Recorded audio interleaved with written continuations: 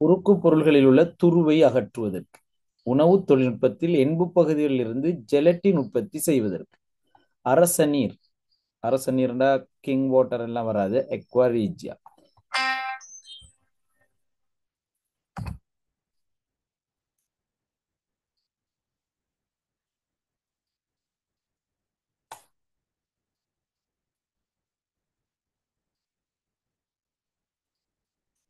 சரி, கொஞ்சம் நேரம்.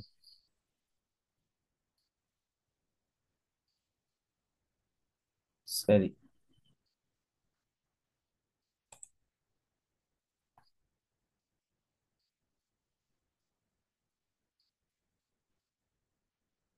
சரி, இந்த விடை வந்துட்டேன். ஓகே. ஆகவே இந்த கேள்விக்கான விடை, சரியா? கேள்விக்கான விடை என்ன? எத்தனாவது விடை? 17வதுக்கு. உணவு தொழில்நுட்பத்தில் நான் எண்புகளில் இருந்து ஜெலட்டின் உற்பத்தி. அதுதான் வந்து இந்த விஷயம் தான் வந்து இருக்கு. ஜெலட்டின் உற்பத்தி. ஆகவே இதுக்கான விடை 4வது விடை. பெக்டீரியா அமிலம் தயாரிப்பு என்ன வரும்? பெக்டீரியா அமிலம். சல்பூரிக் அமிலம். Very good. சல்பூரிக் அமிலம். பெக்டீரியா அமிலமாக சல்பூரிக் அமிலம் வரும். அடுத்ததுக்கு என்ன வரும்? ஆடை அசெப்டிக் அமிலம். உற்பத்திக்காக செயற்கை அசிட்டிக் நூல் அமிலம். தயாரிப்பு. அசட்ரிக் அமிலம் தயாரிப்பு. அசட்ரிக் அமிலம். சரி, அசட்ரிக் அமிலத்துல குறியீடு யாருக்கு தெரியும்? அசட்ரிக் அமிலம் CH3 அமிலம் தயாரிப்பு. இந்த உடவை கைத்தொழில் அசட்ரிக் அமிலம் பயன்படுத்தப்படுது. 3வது சவர்க்காரம், கடதாசி, செயற்கை துப்புரவாக்கிகள் மற்றும் சாய தயாரிப்புக்கு என்ன வரும்? Sodium hydroxide. Sodium sodium hydroxide. Sodium hydroxide வரும். அவை சவர்க்கார தயாரிப்புல சோடியம் ஹைதராக்சைடு. அப்ப நீங்க இதெல்லாம் பக்கத்துல குறிச்சு கொண்டா உங்களுக்கு லேசா இருக்கும். சரி, ஆகவே இதுக்கான விடை 4வது விடை. 4வது தான் என்ன வரும்? HCl, ஹைட்ரோ குளோரிக் அமிலம்.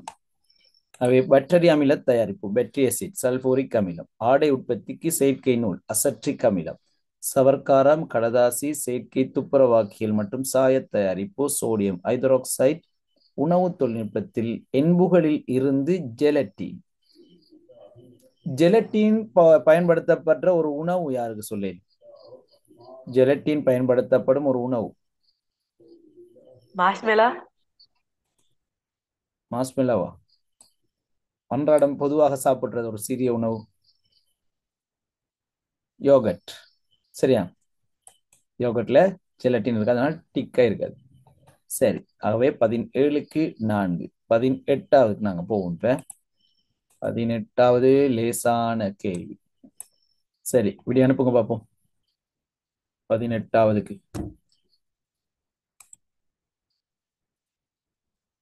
18க்கு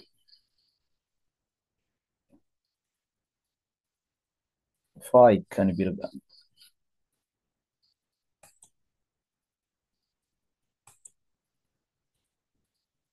பதினெட்டாவதுக்கு ஃபாய்க், அனிகா, ஃபஸ்ரா, வினுஷிகா, சமீகா, சாம்சுங். SM அவனோட பேரை கொஞ்சம் மாத்துங்க.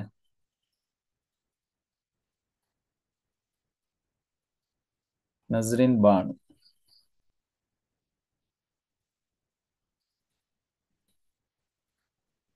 சரி, ஆகவே 1வது 2வது விடையும் வந்திருக்கு. 1வது விடையும் 2வது விடை.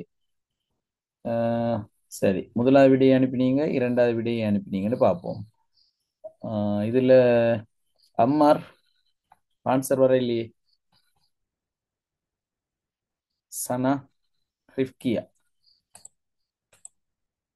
சனா சரி. பார்ப்போம். உருவில் தரப்பட்டுள்ள பொருளானது ஒப்பமான மேற்பரப்பொன்றில் ஓய்வில் உள்ளது. தரவுகளுக்கேற்ப பொருள் ஒப்பம். அப்ப உராய்வு இல்லை.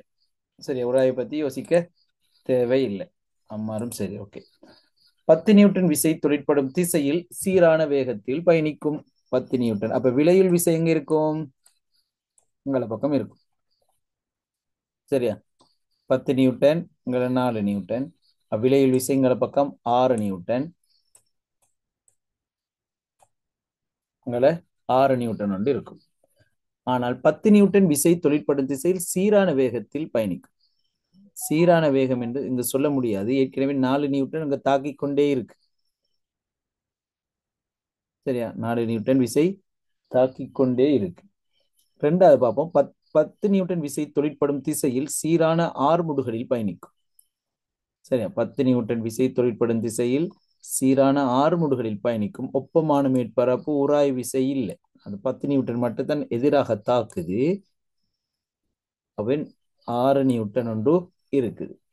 4 நியூட்டன் விசை தொழிற்படும் திசையில், ஆகவே இது வராது.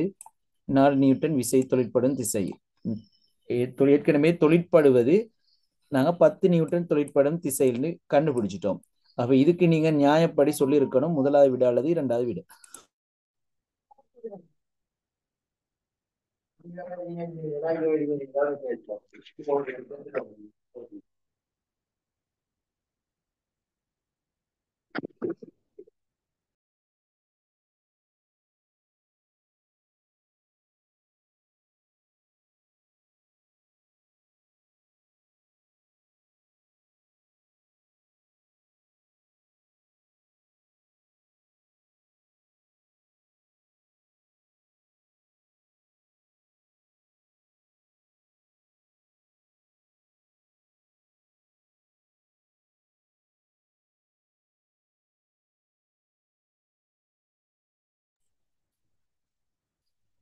சாரி, 10 நியூட்டன் விசை தொழிற்படும் திசையில் சீரான வேகம் அல்லது சீரான ஆர்முடுகள்.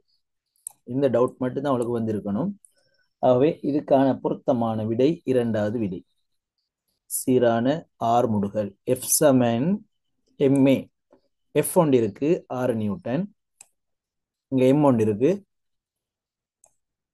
சரியா? எஃப் ஒன்று இருக்கு 6 நியூட்டன், எம் ஒன்று இருக்கு. ஆகவே ஏ ஒன்று உருவாகும் தானே. நியூட்டனின் இரண்டாம் விதியின் அடிப்படையில் எஃப் 6 நியூட்டன், எம் திணி ஒன்று இருக்கு. ஆகவே ஏ ஒன்று உருவாகும். ஆகவே 18க்கு இரண்டாவது விடை. சரியா பிள்ளைகள்? 19க்கு வாங்க. 19 தாக்க வீதம் சம்பந்தமான கேள்வி. இதுக்கு எத்தனையாவது விடை? ரிஃப்கியா அனிகா ஆன்சர் பண்ணியாச்சு.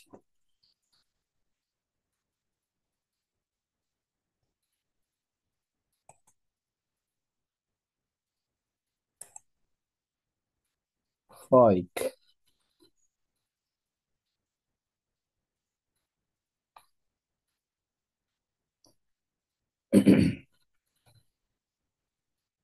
நஸ்ரின் பானு.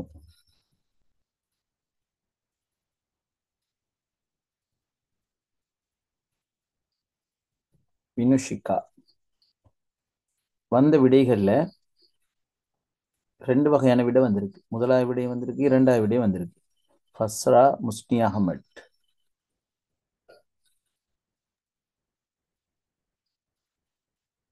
முதலாவது விடையா இரண்டாவது விடையா? ஐமன் சதா, ஹிமா. ஒன்றும் ரெண்டும் மாறி மாறி வருது. சரி, நாங்க பார்ப்போம். இப்ப தாக்க வீதம் தொடர்பாக கண்டறிவதற்காக மேற்கொள்ளப்பட்ட பரிசோதனை செறிவு சமன். அம்மார். ஓகே. செறிவு சமன் சமக்கணனோட HCl கரைசல். அப்ப செறிவு பத்தி நாங்க யோசிக்க தேவையில்லை. PQ பரிசோதனைக்கு சமத்திணிவு உள்ள MG சமத்திணிவு.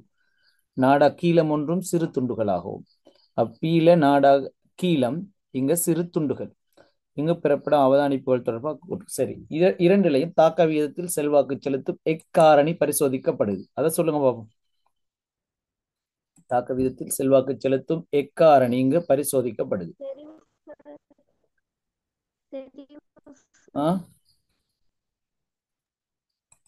சமதினிவுள்ள மெக்னீசியம். விளங்கல.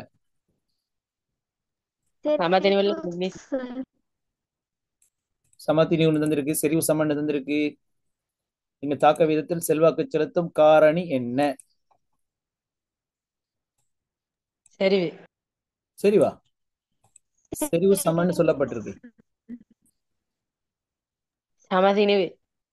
திணிவு செல்வாக்கு செலுத்தாது. தாக்க விதத்தில் செல்வாக்கு செலுத்தும் காரணிகள்ல திணிவு வராது. வர சம செறிவு உண்டா, செறிவு இங்க செல்வாக்கு செலுத்த இல்லை. மேற்பரப்பு. ஆ? மேற்பரப்பு. செல்வாக்கு செலுத்தும் காரணி எப்படி கண்டுபிடிக்கிறேன்டால், சரியா, சிறிதுன்னும் கீழே. எது மாறி இருக்கு, எது வித்தியாசமா இருக்குன்னு பார்க்கணும். இங்க எது வித்தியாசமா இருக்கு? மெக்னீசிய நாடாவும் மெக்னீசியம் மெக்னீசியம் நாடா முதலாவது நாடா இருக்கு, ரெண்டாவது சிறு துண்டுகள் இருக்கு. பெரிய நாடாக்கு மேற்பரப்பின், அதாவது மேற்பரப்பளவு, தாக்கிகளின் மேற்பரப்பு அளவு, சரியா, தாக்கிகளின் மேற்பரப்பு. இந்த பெரிய துண்டுக்கு மேற்பரப்பின் பரப்பு அதிகமா, சிறிய துண்டுகள் ஆகும்போது மேற்பரப்பு அதிகமா? சிறிய துண்டுகளாகும். சிறிய துண்டுகள். அதாவது நீங்க புக்ல படிச்சிருக்கீங்க, கல்சியம் கார்பனேட், சுண்ணாம்பு துண்டுகளை விட தூள் விரைவாக தாக்கமடையும். அதே போல விறகு கட்டை, பெரிய விறகு கட்டையை விட சிறிய விறகு துண்டுகள் விரைவாக தகனமடையும். நாங்க சாப்பிடும்போது விழுங்குவதை விட மென்று சாப்பிட்டால் விரைவாக சமிபாடு அடையும். அப்ப அதுல சிறு சிறு துண்டுகள் ஆகும்போது மேற்பரப்பின் அளவு அதிகரிக்கும். மேற்பரப்பின் அளவு அதிகரிக்கும் போது தாக்க வீதம் அதிகரிக்கும். ஆகவே இங்கு தாக்க வீதம் எதில் அதிகம், விரைவாக கரைஞ்சு போகும்? இது கியூஆ பியா? கியூ.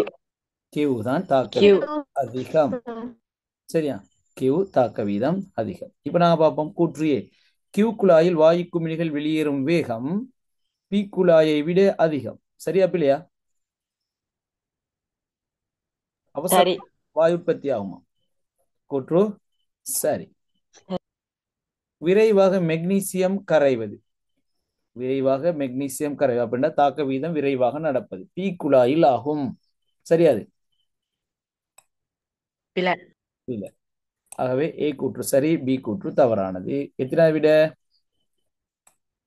முதலாவது 19க்கு 1. சரி, 20வது.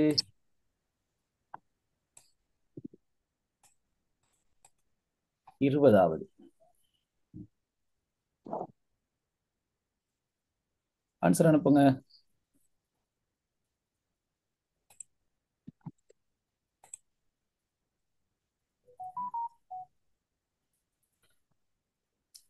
இதுவரைக்கும் அனுப்பினாக்கள் 2வது 3வது விடைகள் வந்திருக்கு.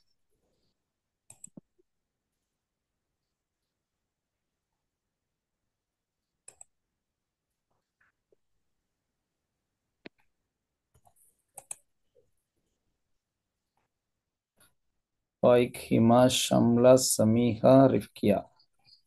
1வது 2வது 3வது எல்லா விடையும் வந்துச்சு. அதுக்கு 20வது 1வது 2வது 3வது எல்லா விடையும் வருது. ஒரு உயிரியல் கேள்விக்கு இப்படி வரக்கூடாது. முஸ்னி அகமது. 1வது வருமா, 2வது வருமா, 3வது வருமா?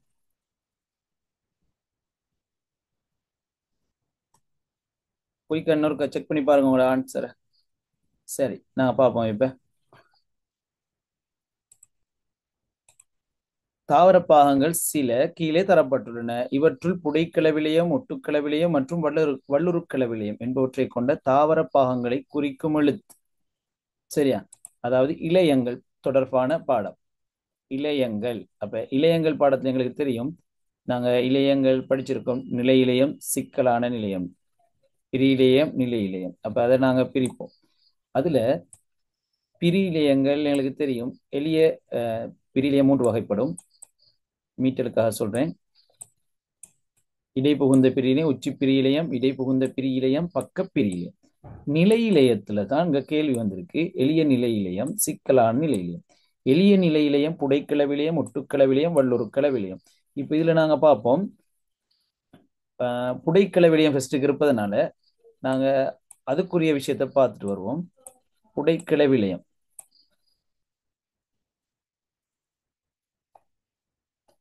புடைக்கல விலையம் காணப்படும் இடங்கள் மேற்பட்டை, மைய விலையம், சதைப்பிடிப்பான பகுதிகள், வித்துகள், இலைகள். சரியா, இதுல சதைப்பிடிப்பான பகுதியாக எங்களுக்கு சொல்லலாம் உருளைக்கிழங்கு. சதைப்பிடிப்பான பகுதி, பழத்தின் சதைப்பிடிப்பான பகுதியாக உருளைக்கிழங்க சொல்லலாம். ஆகவே இங்க புடைக்கல விலையம் காணப்படுவது, புடைக்கல விலையம் காணப்படுவது முதலாவது சொல்லலாம் பொட்டேட்டோ. புடைக்கல விலையம் பாருங்க, பொட்டேட்டோ வடிவத்தில் புடைக்கல விலையம் இருக்கு. ஆகவே இதுக்கு முதலாவதுக்கு எங்களுக்கு வரப்போகுது கியூ. முதலாவது எழுத்து கியூ வரக்கூடிய விடை ரெண்டாவது அல்லது மூணாவது. அப்ப நாலாவதும் முதலாவது வராது. சரியா? இதுல பார்க்கலாம் சிரட்டை. சிரட்டையில வரப்போது வள்ளுரு களவிலியம் உறுதியான பகுதிகள். அப்ப பி இறுதியாக வரணும். ஃபர்ஸ்ட் கியூ, கடைசிக்கு பி வரக்கூடிய விடை இரண்டாவது விடை. அவை ஆர் ஒட்டுக்கள விளையம் இருவித்திலை தாவர இலை நரம்புகள். சரியா? இந்த விடயத்தை தான் நீங்க கருத்தில் கொள்ளணும். அப்ப ஒட்டுக்கள விளியம், ஒட்டுக்கள விளியத்தை நான் பார்ப்போம். உயிருள்ள ஒட்டுக்கள விளியத்து இயல்பு அமைவிடம் பூண்டு தாவரங்களின் தண்டின் மேற்றோலுக்கு கீழ்ப்புறமாக படையாக உருளையுடைய இருவித்திலை தாவர நரம்புகள். இதை வச்சு எங்களுக்கு கண்டுபிடிக்கலாம். ஒட்டுக்கள விளியத்தின் அமைவிடம் இருவித்திலை தாவர நரம்புகளின் இரு பக்கங்களிலும் இவற்றை காணலாம். அப்ப ஒட்டுக்கள விளியம் இருவித்திலை தாவர நரம்புகள்ல காணப்படும். ஆகவே இருவித்திலை தாவர நரம்பு ஆர் என்பது ஒட்டுக்கள விளியம். ஆறு நடுவுல வரணும். இதை வச்சு எங்களுக்கு ஒரே ஒரு விடை தான் இருக்கு. அப்படியான விடை இரண்டாவது விடை மட்டும்தான் இருக்கு. இதை வச்சு எங்களுக்கு கண்டுபிடிக்கலாம். இப்ப உங்களுக்கு அதுவும் தெரியாதுன்னு வச்சுக்கொள்ளுமே. வள்ளுருக்கள விளையம் மட்டும்தான் தெரியும். வள்ளுருக்கள விளையம் சற்று உறுதி கூடிய இடங்கள்ல காணப்படும். சரியா? வள்ளுருக்கள விளையம் கற்களங்கள், நாற்களங்கள், தென்னை மா போன்றவற்றில் உட்கணியத்திலும் உட்கணியம். உட்கணிய எப்பல் பழங்கள்ல ஆக உள்ளுக்கு நீங்க பார்க்கலாம். அந்த கனமான ஒரு சின்ன துண்ணொண்டு இருக்கு வித்துக்களை நோக்கி செல்லும் போது. ஆகவே சிரட்டை இறுதியாக வரும். வள்ளுருக்கள விளையம் இறுதியாக பி வார விடையும் பார்த்தாலும் இதுதான் இருக்கு. ரெண்டாவது விட மட்டும்தான் இருக்கு. நடுவில் ஆறு வார விடையும் ரெண்டாவது விட மட்டும்தான் இருக்கு. ஆகவே இதுக்கு மிகச் சரியான விடை இரண்டாவது விடை. சரியா பிள்ளைகள்? சரி. ஆகவே 21வதுலாம் ஐதரோ கார்பனுக்குரியது. ஐதரோ கார்பன் படிச்சிருப்பீங்க, அல்லது நாங்க கேள்வியை செய்யும் போது டிஸ்கஸ் பண்ணுவோம். ஓகே, நாங்க இன்றைய கிளாஸை இத்தோட நிறைவு செய்து கொள்வோம். ஏதாவது சந்தேகங்கள் இருந்தா கேளுங்க.